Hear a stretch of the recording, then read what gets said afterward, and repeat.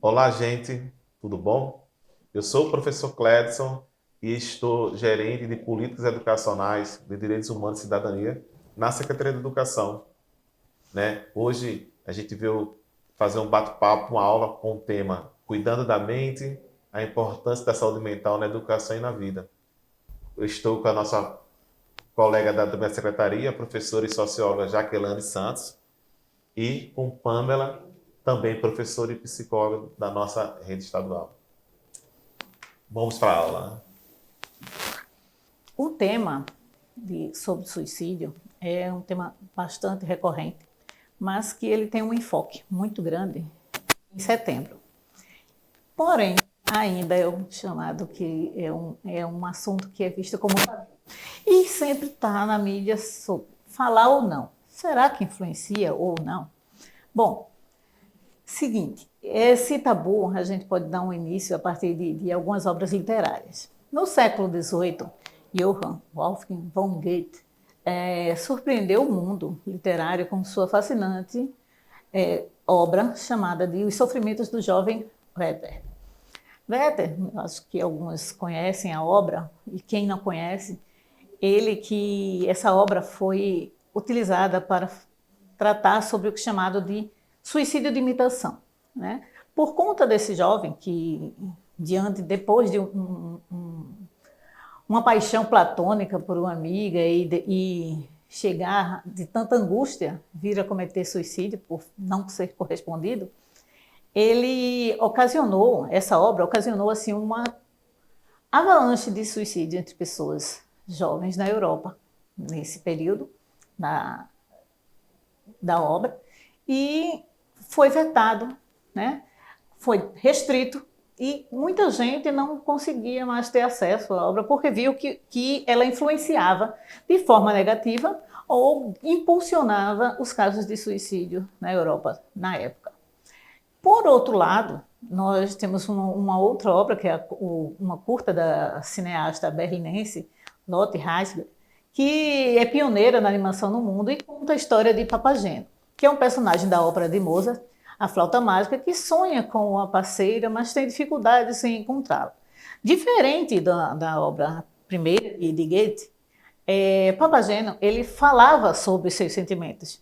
E o falar sobre isso fazia justamente o contrário. Falar sobre os seus sentimentos fez com que ele tivesse ajuda, um suporte, né, emocional, e evitou que ele cometesse o suicídio. Bom, o conceito de Papageno é a ideia de que a mediação pode ter um efeito de salvação e prevenção, ao invés de incentivar um comportamento imitativo do suicídio. Assim como os personagens de A Flauta Mágica salvaram Papageno e o dissuadiram de cometer suicídio, é possível que a cobertura mediática alerte para a importância de salvar vidas, em vez de romantizar o ato suicida e potencialmente estimular imitações. Bom, quando a gente fala dessa questão de falar ou não e potencializar, a comunicação é algo muito forte, principalmente quando a gente está falando de um tempo onde as informações elas alcançam rapidamente vários públicos em pouco tempo, através das redes sociais, né? A internet impulsiona isso. Bom, para começar a falar de suicídio, eu como sociólogo, trouxe a questão do fato social. Durkheim foi um dos pioneiros a falar sobre isso, que criou a sua grande obra, O Suicídio, né? E os seus estudos relata que cada época possui suas próprias características, que acarretam no aumento do número de suicídios, sejam por motivos endógenos, ou seja, internos, ou exógenos, externos. Esses fatores fazem parte de um ciclo social e fatalmente tendem a se apresentar. Durkheim ele também propôs uma nova abordagem em relação ao suicídio, afastando a ideia de causa interna e destacando a influência do coletivo na tomada de decisão de tirar a própria vida. Ele enfatizou que os diferentes sociedades ao longo da história geram casos de suicídio que variam de acordo com os contextos culturais, considerando o impacto do social do indivíduo e vice-versa. Surge a questão de como compreender o suicídio dentro dessa dinâmica. Ora, eu não tenho como avaliar, eu nem posso avaliar o indivíduo de forma única e nem apartado da sociedade e do seu contexto social. tudo que está em sua volta contribui ou não, né? Pode também fazer com que ele contenha seus impulsos a partir de um momento de grande tristeza, de grande sofrimento, seja causado pela depressão ou um outro sentimento nocivo e que venha impulsioná-lo ao suicídio, mas o externo contribui e muito para o ato decisório, né? A tentativa, a ideação suicida, de uma forma geral. Bom, a sensação de insuficiência e julgamento só prolonga a angústia, a dor e a depressão. Extremismos, bullying, haters, maldades e desrespeito sem limites só pioram os fatores estimulantes. Então, as relações sociais e a relação com o outro, ela tem um peso muito forte, né, nesse processo, né, de adoecimento de alma. Bom, no dia 10 de setembro, o mundo se une para lembrar a importância da prevenção do suicídio. No Brasil, isso ocorre oficialmente desde 2015. O mês ganhou a cor amarela e foi nomeado como Setembro Amarelo, por organizações que buscam conscientizar a população sobre o tema. A campanha ela se destaca pela decoração de locais emblemáticos com a cor amarela, com o Cristo Redentor e o Congresso Nacional. Mas vocês sabem como tudo isso começou? Como começou o amarelo e por que ele foi escolhido? Bom, nas pautas das organizações mundiais de saúde, tem, durante todo o ano, né, existem as cores que são vinculadas a algum problema e alguma questão que é ligada à saúde. E o suicídio ele não é visto como algo individual, mas sim uma pauta de saúde pública, né? Foi visto como algo a ser discutido e é pauta de saúde pública. A iniciativa do Laço Amarelo surgiu nos Estados Unidos, após o trágico suicídio do jovem Mike Yann, em 1994. Aos 17 anos, Mike, que possuía habilidades mecânicas e havia restaurado um Mustang 68, pintando de amarelo. Infelizmente, seus problemas psicológicos passaram despercebidos por familiares e amigos, resultando em sua trágica morte. A questão é que os pais não se perdoavam de não ter percebido que ele estava adoecido. Né? Que quando fala assim de problemas psicológicos, pode ser algo que seja estendido para toda a vida, mas pode ser uma questão momentânea, um entristecimento pontual. A questão é que ele não foi percebido. Pelas dinâmicas do dia a dia do jovem, a gente não tem como saber. A questão é que no dia do seu sepultamento, seus amigos fizeram cards amarelos, cards com fitas amarelas e disseram assim: não sofra sozinho, chame alguém, converse com alguém. Mais ou menos esse teor. E, pasme, logo após o sepultamento, vários desses cards chegavam pedindo socorro, pedindo ajuda, pedindo uma escuta. E a partir daí começou esse movimento nos Estados Unidos, em vários países da Europa e, posteriormente, na América Latina, né, no Brasil. Bom, e daí veio a ideia do Setembro Amarelo. Bom, segundo a GBD, em 2019, o suicídio está ganhando espaço como uma das principais causas de morte entre os jovens no Brasil. É alarmante ver que jovens entre 15 a 19 anos, ele é a terceira maior causa de mortes, com uma taxa de 5 mortes a cada 100 mil habitantes. Isso você pode achar que é pouco, mas é muita coisa. E mesmo entre os mais novos, de 10 a 14 anos, que é uma onda que vem assustadoramente aumentando, o ato já configura como a nona maior morte, com 0,9 mortes por 100 mil. Segundo a Organização Pan-Americana, OPAS, de Saúde, no primeiro ano de pandemia da Covid-19, a prevalência global de ansiedade e depressão aumentou em 25%. De acordo com um resumo científico divulgado pela Organização Mundial de Saúde, da OMS, o resumo também destaca quem mais foi afetado e mostra o efeito da pandemia na disponibilidade de serviços de saúde mental. Como isso mudou durante a emergência de saúde? Bom, essa agenda, né, a agenda da OPAS, ela indicou que aqui no Brasil e na América Latina como um todo, precisava falar sobre a saúde mental. né? E que o gasto com saúde mental era, assim, irrisório, coisa de 2%. Né? Então, assim, como é que você imagina uma sociedade que só gasta, só tem aliás, tem um custo de apenas 2% de saúde mental? Na pandemia, você pensar assim, que um aumento, né, acelerado de 25%, isso equivale ao seguinte: a cada 4 pessoas, uma está adoecendo, e essa uma pode causar, porque está com ansiedade e está com depressão. Isso é um número absurdamente alto e preocupante. Bom, o diretor da OPAS, Jarbas Barbosa, pediu que a saúde mental seja priorizada nas agendas políticas para enfrentar os impactos da pandemia da Covid. A maioria das pessoas com problemas de saúde mental não recebe cuidado necessário devido a fatores como baixo investimento e escassez de profissionais capacitados. A comissão de alto nível da OPAS produziu um relatório com orientação para promover a saúde mental na região. Esse relatório da comissão criou o que se chama de uma nova agenda para a saúde mental na região das Américas. Fornece aos países 10 recomendações para melhorar a atenção e a saúde mental. Pamela, tu gostaria de falar alguma coisa sobre? Então, professora, eu acho que na minha fala eu vou retomar um pouquinho desses aspectos que a senhora tem colocado e que dialoga bastante com aquilo que eu venho trazer sobre a saúde mental no campo da educação e sobre essa responsabilidade social que nós temos enquanto indivíduos, enquanto instituição, a educação, né, em investir em saúde mental, em dar essa atenção, né, à saúde mental. Eu fiquei pensando também que quando a gente fala desse problema, dessa problemática social, né, fica parecendo que esse problema está só na pessoa que está passando por isso, né? Mas a gente também percebe que os estudos vão apontar que o problema, como você está falando, Jacananda, o problema é de todos, né? Acho que me marca muito isso que você fala, que os apontamentos, que as novas pesquisas estão apontando, e esse cuidado é para todos, né?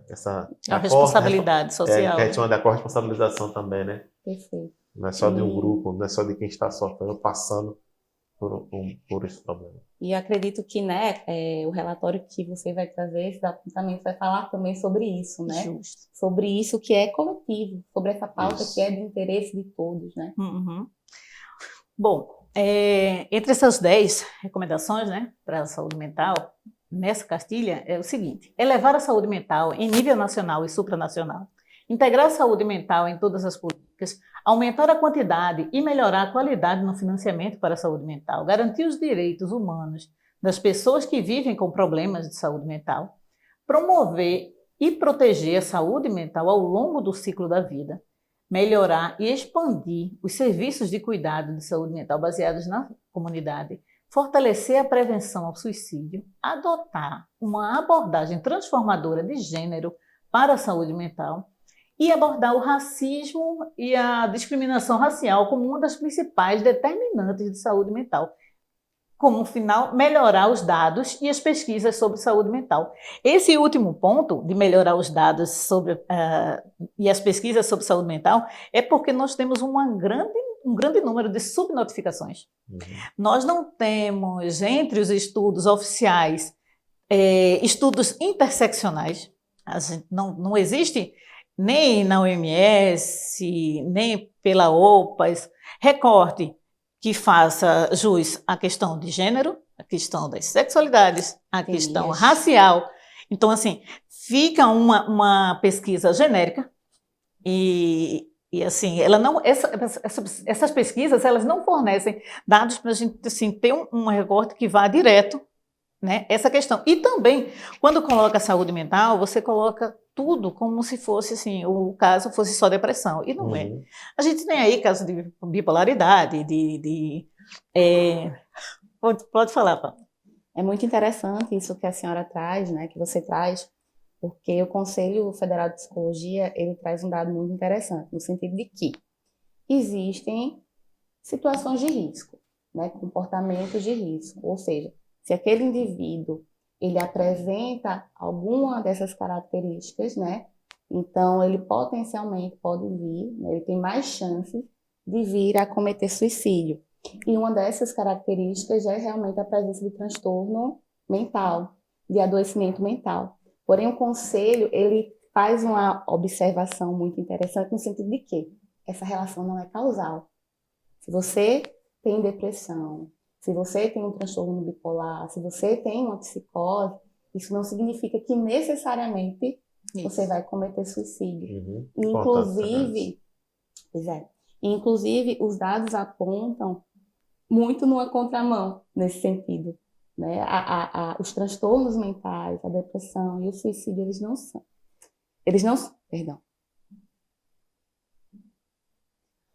o transtorno mental, a presença de um adoecimento psíquico, ele não é a principal causa de suicídio. Não é determinante. Não é determinante. Justamente.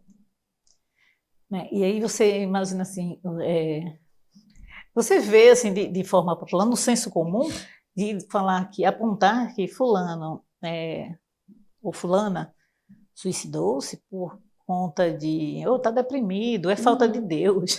Que assim, é algo que... Eu escutava muito, porque estudou demais. Né? Ficou... assim, de atribuir de forma irresponsável, Sim. de forma muito irresponsável, a um fator único, né? E ignorar todo o contexto desse indivíduo. Né? Bom, então, esse dado assim, de melhorar os dados de pesquisa sobre saúde mental, como isso tem início a partir de 2021 e 2022, então a gente espera que as próximas pesquisas elas tragam esses aportes, que a gente possa fazer o uso deles, e caso não, que também tem abertura para a gente fazer, que a sociedade também possa alterá-los à medida que veja essa necessidade. Bom, quando a gente falou de afetos, de afetividade, eu trouxe aqui uma citação de um livro de Solomon que se chama O Demônio do Meio-Dia. E ele trata essa questão do demônio do meio-dia, ele traz relatos de seus pacientes, ele é um psiquiatra de renome, e trata isso com muita propriedade. Que um dos seus apontamentos é justamente a apatia, a falta do cuidado com o outro também, e dos desafetos, e da falta do amor em si. A gente, assim, não querendo romantizar, mas assim, romantizando, a gente não está falando de amor, do amor romântico, mas a gente está falando assim do amor à vida, amor às coisas, amor nos sentidos. Bom, a citação diz o seguinte: a depressão é a imperfeição do amor. Para poder amar, temos que ser capazes de nos desesperarmos ante as perdas. E a depressão é o mecanismo desse desespero. Quando ela chega, destrói o indivíduo, finalmente ofusca sua capacidade de dar ou receber afeição. Ela é solidão dentro de nós, que se torna manifesta e destrói não apenas a conexão com outros, mas também a capacidade de estar em paz consigo mesmo.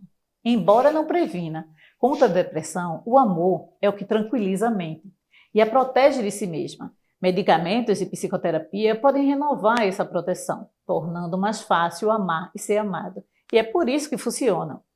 Quando estão bem, certas pessoas amam a si mesma, algumas amam a outros. Há quem ame o trabalho e quem ame Deus. Qualquer uma dessas paixões pode oferecer o sentido vital do propósito, que é o oposto da depressão.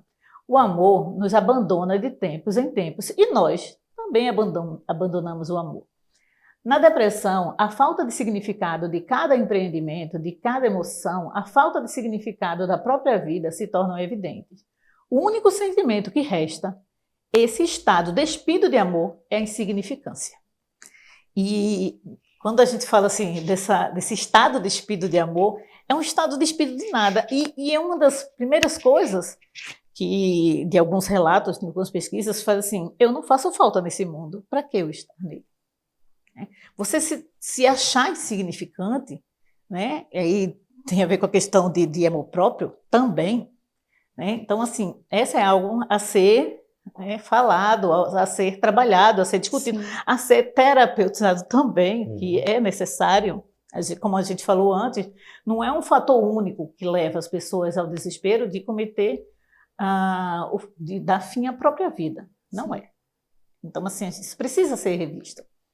Bom, para além dos setembros, e quando a gente diz assim, para além dos setembros, é porque isso não é uma pauta para um mês, isso não é uma pauta para ser tratada num estúdio ou numa aula pontual, numa palestra, não, isso é uma temática, saúde mental em si, é uma temática para ser tratada todos os dias, em todos os momentos, para ser olhada com cuidado, para ser vista e ser revista, né? Com a escuta, com projetos, com políticas públicas e educacionais, já que estamos falando assim, não tem lugar melhor para se tratar isso do que a escola, tá?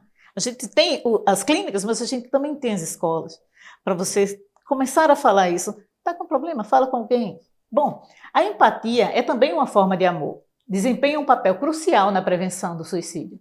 Demonstrar compaixão e compreensão para aqueles que enfrentam pensamentos suicidas pode ter um impacto significativo em suas vidas. Oferecer apoio emocional, ouvir atentamente e estar presente a essas pessoas pode ajudá-las a se sentirem valorizadas e menos isoladas.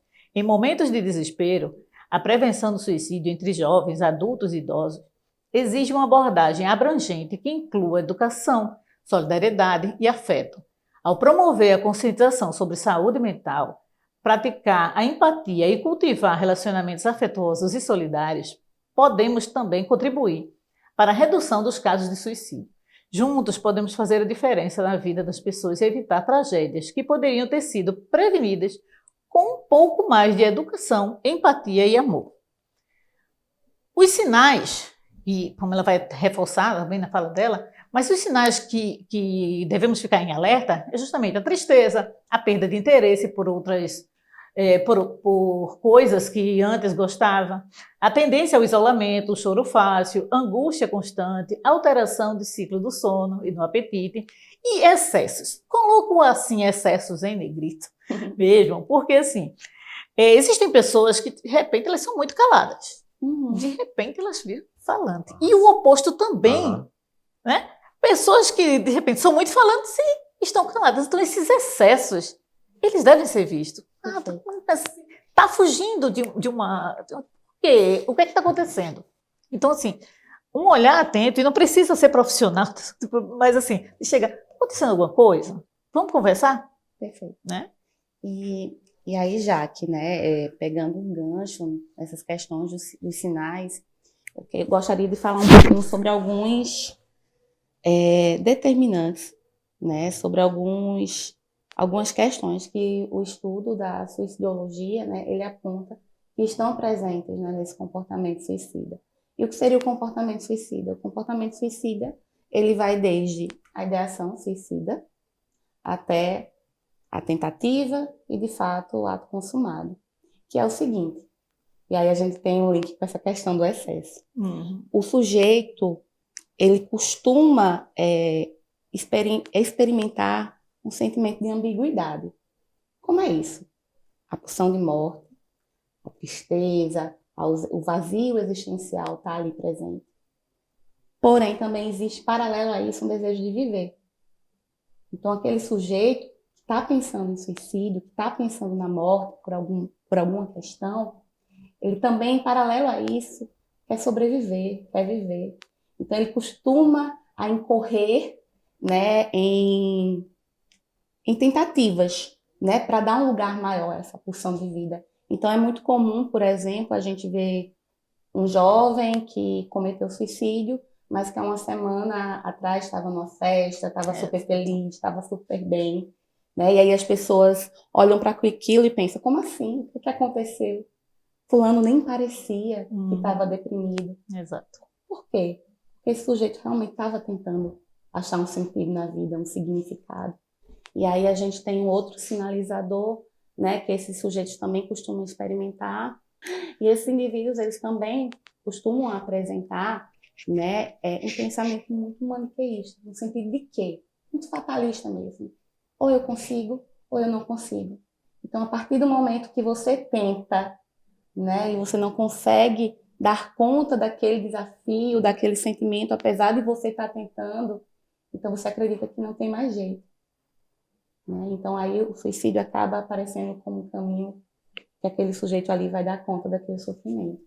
E aí quando a gente fala na importância das relações, né, muitas vezes nesse sentido da gente dialogar sobre isso e encontrar uma terceira via. Não é sobre tudo ou sobre nada, é sobre o que é possível fazer com esse sofrimento, né? É sobre como a gente pode viver apesar da angústia, sabe? Então é muito interessante esse aspecto. Muito bom. Então, justamente, esses excessos, eles precisam ser vistos e vistos com cuidado, vistos com responsabilidade. Ter um olhar atento ajuda muito e faz toda a diferença. Essa abordagem adequada, né, que a gente deve fazer, porque também não é somente o fato de perceber e chegar a esses sujeitos, né, a essas pessoas, né, homens, mulheres, meninos, não importa assim, como você vai chegar, mas ter essa abordagem adequada. A habilidade de se expressar com assertividade e empatia pode ser tão poderosa quanto o remédio, trazendo conforto e apoio à pessoa em sofrimento. É crucial não menosprezar aqueles que passaram e passam por pensamento suicida, pois cada indivíduo que menciona tal ideação merece ser levado a sério e ter sua situação devidamente investigada. É essencial agir com profissionalismo, sensibilidade diante desse tipo de situação. Bom, a palavra profissionalismo ela não está somente ligada aos profissionais da área de saúde ou da educação, mas assim, de ter um olhar sensível, né, a respeito disso. Bom, a vida é repleta de tristeza, pouco importa o que fazemos, não importa em que fase da vida ela nos traz e nos convida a rir ou chorar. Então, assim, não tem como a gente projetar uma vida de pura alegria, depois nós vamos ter os nossos vales e nossos topos, né? Os nossos momentos altos de felicidade, mas assim, a tristeza ela vem, ela está constante. Então, assim, é não criar uma expectativa romantizada de felicidade plena. Porque estamos aqui, também teremos, assim, momentos dessa aflição, mas a gente deve encarar isso dia a dia. E é interessante essa questão de compreender essa angústia, porque é o seguinte, sabendo que aqui eu estou triste, até uma coisa que eu gosto de fazer assim, você se está muito ruim porque está perto de melhorar. Então, assim, é um dia de cada vez. Sim, sem Não é dúvida. isso? É um dia de cada vez. Então, aquele dia que você decidiu não cometer um ato extremo, vai fazer toda a diferença para dias de esperança. Perfeito. Bom, então, temos algumas referências e eu vou passar um pouquinho a fala para nossa amiga Pamela. Só Eu queria agradecer, Jaqueline, porque acho que a sua fala foi um contexto histórico, né? Você trouxe da origem e trouxe dados importantíssimos para que a gente possa... Ficou muito marcante para a minha fala que você falou, uma fala sua que diz que a gente tem que estar falando o tempo todo sobre isso, né? A escola tem um papel muito importante porque as crianças e adolescentes passam muito tempo na escola. Então a gente tem ali uma potência, né, de poder ajudar nisso, né? Mas eu acho também que foi muito cravado na sua fala, no seu contexto histórico, na contextualização histórica que você fez, na verdade, que esse é um problema de todos nós, né? Quando você falou, temos que falar sobre isso, né? Seja no café da manhã, seja no futebol, seja na hora do lanche, da merenda, seja entre profissionais, adultos, crianças, o tempo todo, família, igreja, né? Onde tiver pessoas, a gente tem que falar sobre isso, né? E não esperar, como é uma marca da gente, não esperar um mês de setembro para lembrar disso, né? E aí eu fico pensando, Pamela, a professora Jaqueline trouxe a questão histórica e acho que era bom a gente mostrar, claro, você vai aprofundar, mas nós, enquanto Secretaria da Educação, né? O que a gente está fazendo, né? Temos 2 projetos para ajudar a diminuir esses dados, ajudar a partir do lugar da gente, que é a Secretaria da Educação, né?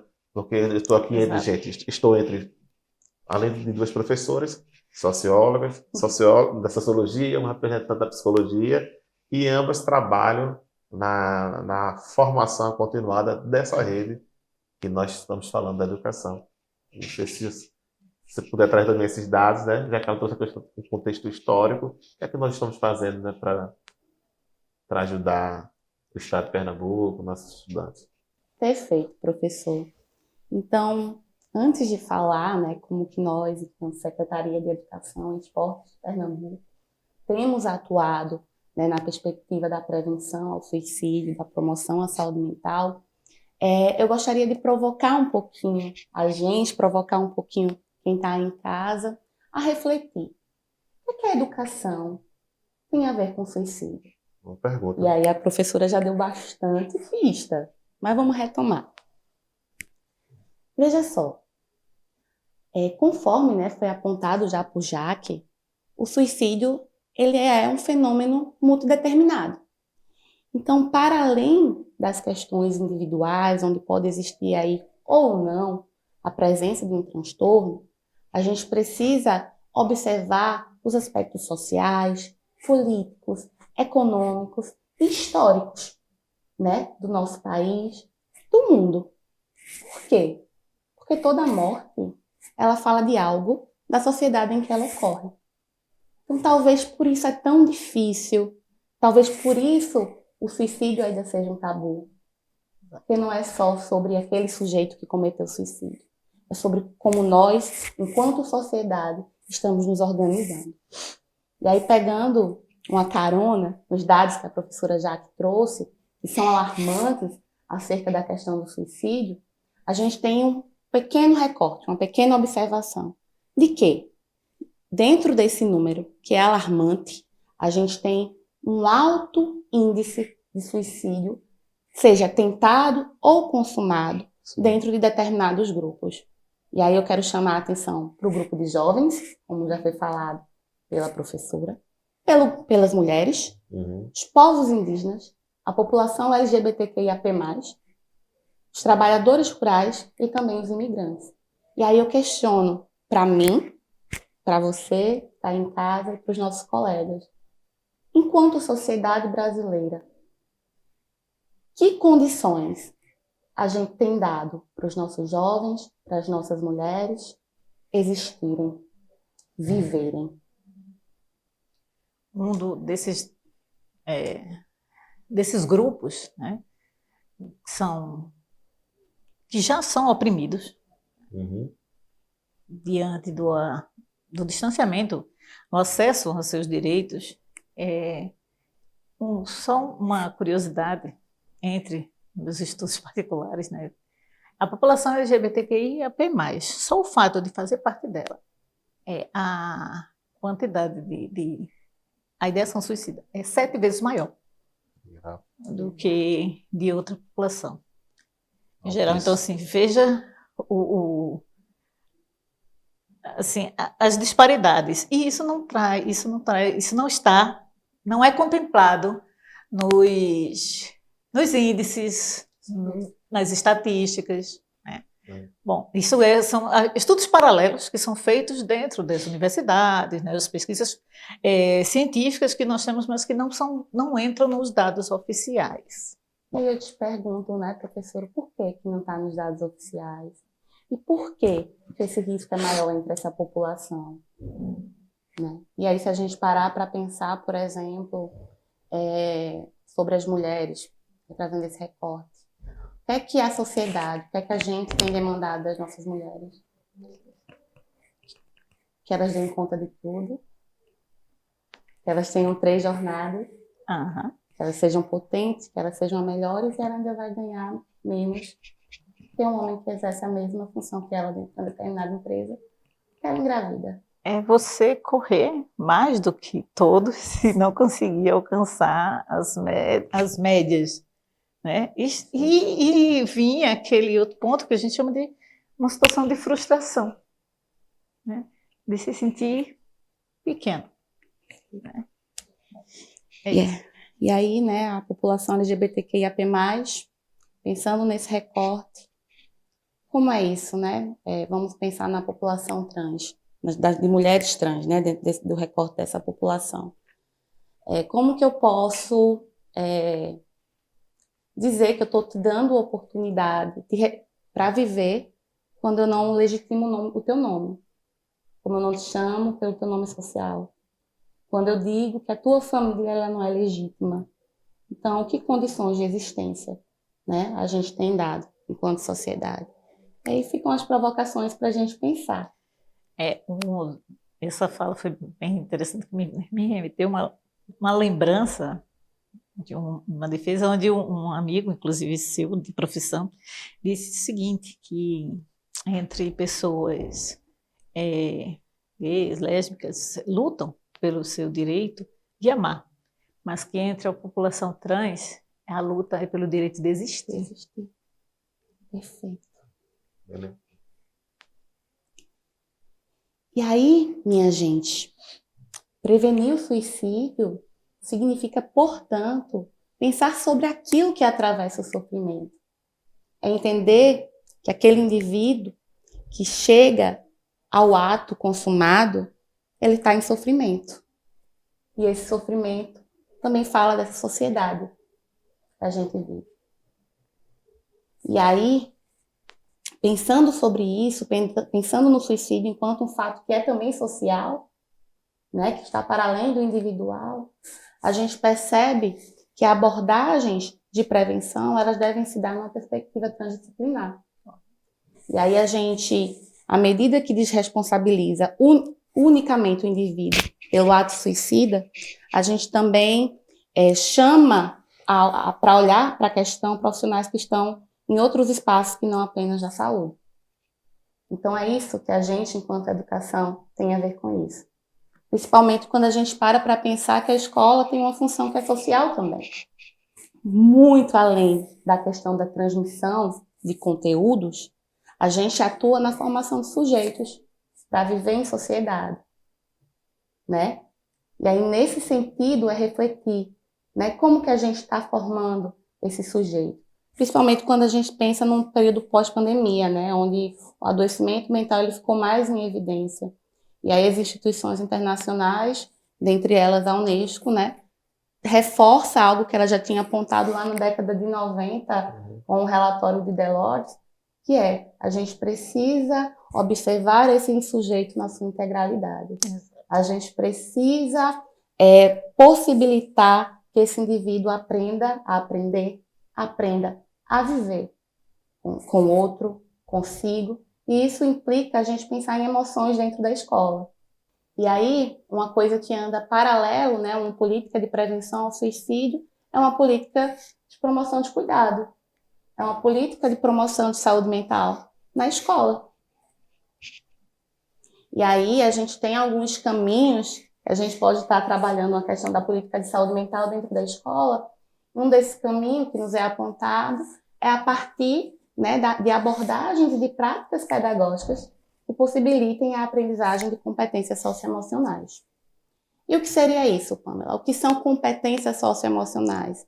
Bom, as competências socioemocionais elas são uma série de capacidades que vão se relacionar, né, ao entendimento e o gerenciamento de emoções, né, que vão se relacionar também ao estabelecimento e ao alcance de objetivos positivos, ao sentimento e à demonstração da empatia, e ao estabelecimento e à manutenção de relações, né, positivas e de tomada de decisões responsáveis. Então, quando a gente fala sobre a aprendizagem socioemocional, né, enquanto uma prática pedagógica, a gente fala da importância de que a escola, enquanto instituição que é feita de gente, com gente para a gente, possibilite aos seus estudantes, aos seus profissionais olharem para si, se relacionarem entre eles. Significa oportunizar as relações. Porque como a senhora também pontuou, professora Jaque, né, uma rede de apoio. A gente se relacionar pode ser um fator de proteção. Exato. Então, é sobre isso, né? É sobre a escola se construir enquanto um espaço de acolhimento, de diálogo, de solidariedade e de pertencimento. Onde os seus estudantes, por exemplo, possam falar entre eles dessas contradições que estão presentes na nossa sociedade. Porque a partir do momento em que a gente fala Inclusive, quando a gente fala e compartilha entre os nossos pares, a gente tem a oportunidade de dar um significado novo para aquilo.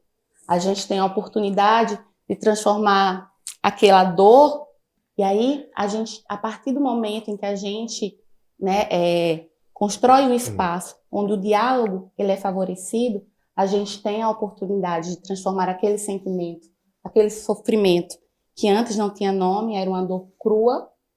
A partir do momento, né, que a gente oportuniza esse espaço de diálogo, né, essa conversa, inclusive entre pares, aquilo que antes não tinha nome, aquilo que antes a gente não sabia o que era, que estava nos incomodando, que a gente muitas vezes se culpa sobre isso, né, e acha que não tem saída, a gente começa a reconhecer esse lugar do sofrimento, e de um sofrimento que pode ser lidado e manejado de uma outra forma. Exato. Você falou assim da escola, né, como uma instituição também de acolhimento, de afeto, de escuta com o outro, justamente porque esse indivíduo, muitas vezes, ele não encontra esse aporte, essa acolhida dentro de outra instituição, que seria a família, que seria a igreja. Então, assim, a escola ela tem também esse papel quando as outras falham. É justamente isso, né? É a gente compreender a nossa corresponsabilidade nesse ato de cuidado. Exato. Que a gente previne suicídio a partir do momento que a gente é mais solidário, a partir do momento que a gente se comunica, a partir do momento que a gente acolhe. E professora, a senhora, né, que já teve a oportunidade de estar no chão da escola, isso pode ser feito de forma tão simples. Exato. Muitas vezes por meio de um trabalho em grupo, onde aqueles indivíduos podem conversar sobre algo. Exato, e sem até às vezes se identificar, né? Exatamente. Então a escola, né, ela é um espaço muito rico de possibilidades, quando se entende enquanto esse lugar de gente para gente, para além de conteúdos. E aí é nesse sentido, né, que nós, enquanto Secretaria de Educação e Esporte aqui de Pernambuco, a gente tem investido em projetos, né, em políticas de promoção à saúde mental. E um desses projetos que a gente tem hoje aqui no estado é o projeto Entre Laços. Provavelmente a senhora já deve ter ouvido falar, né? E que é um projeto que é feito, né, e pensado por profissionais da educação, né, e realizado com profissionais da educação. Então, a gente tem um grupo de psicólogos, assistentes sociais, professores e pedagogos que têm ido até as escolas, né, para falar sobre saúde mental, para falar sobre cuidado, para falar sobre diálogo, né? Muito bom. E isso é muito importante, justamente porque também fala da responsabilidade do Estado, do compromisso do Estado em promover política pública, né, de saúde mental. E daqui a pouquinho, e é basicamente isso. E eu sei que logo vamos ter assim o resultado de um produto, né, que vem desse projeto do Entre Laços, que foi um produto que é um vídeo que está sendo aí veiculado e ficou muito interessante, porque é justamente o que a gente trata, que a conversa, que a questão da saúde mental e da prevenção do suicídio, ela deve ser para além desses setembros, não é isso? Muito obrigada. Acho que eu agradeço a aula, acho que esse momento tem que se repetir mais vezes, né? Com certeza. Fazer que as ciências da educação, seja na sociologia, na psicologia, dialoguem mais. E vamos, acho que me despeço, eu também te despeço, e acho que nós temos um brinde aí para quem está assistindo essa aula. Isso, como a professora já deu spoilers, né? A gente vai entrar agora com um vídeo que vai falar justamente sobre isso, né? Sobre a importância da gente ter esse olhar de cuidado, de afeto, para além dos setembros, e que foi produzido, né, por uma das instituições estaduais parceiras do projeto Entre Laços, né, em conjunto com o Núcleo de Cultura de Paz lá da GRE, do Vale do Capibaribe, de Limoeiro, né, e que é muito interessante porque é uma fala que é de estudante, né? Então, vamos ficar com esse vídeo. A gente se despede, vocês ficam com esse vídeo e até a próxima aula. Tchau. Em janeiro, João foi diagnosticado com TOC, mas chamaram ele de bobo. Em fevereiro, Paula foi diagnosticada com transtorno bipolar e chamaram ela de doida. Em março, Júlia enfrentou crises de ansiedade e diziam para ela focar no presente. Em abril, Leandra foi diagnosticada com anorexia e ouvia as pessoas rindo e falando dela. Em maio, Maria teve síndrome do pânico e disseram que era frescura. Em junho, Pedro foi diagnosticado com depressão e o chamaram de fraco. Em julho, Lucas descobriu que tinha esquizofrenia e disseram que era a invenção da cabeça dele. Em agosto, Daniel foi diagnosticado com transtorno de personalidade borderline e as pessoas falavam que ele só queria chamar atenção. Em setembro, tudo ficou amarelo. As pessoas começaram a entender nossos problemas e a nos estenderem a mão. Nos medicaram e postaram textos que nos apoiavam em suas redes sociais. Porém, em outubro, voltaram a nos chamar de loucos, fracos e diziam que nos faltava fé. Sua vida é tão boa, como pode reclamar? Diziam. Em novembro, Pedro tirou sua própria vida. Mas ele era tão jovem, era uma boa pessoa, disseram. No entanto, tudo que Pedro queria era que todos os meses fossem amarelos, que os julgamentos acabassem e que as pessoas realmente entendessem que os problemas psicológicos não são escolha nossa. Precisamos de ajuda não apenas em setembro, mas em todos os meses. Portanto, a partir de hoje, façamos o Setembro Amarelo ser presente em todos os dias do ano.